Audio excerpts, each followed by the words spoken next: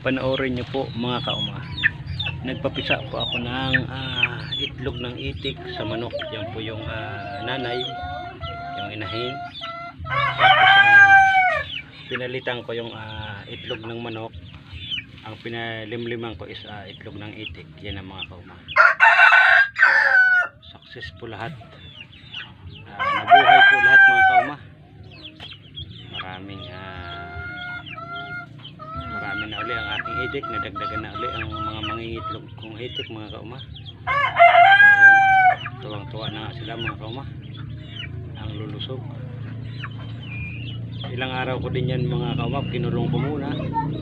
Tinali ko muna yung inahin para hindi muna maggala. Baka mahirapan pa yung mga baby.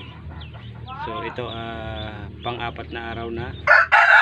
Malalakas na sila. Ayan nga mga kauma. Kaya nandito na sila, pinakawalan ko na. At maya maya sa palaya na sila at matubig mga kauma.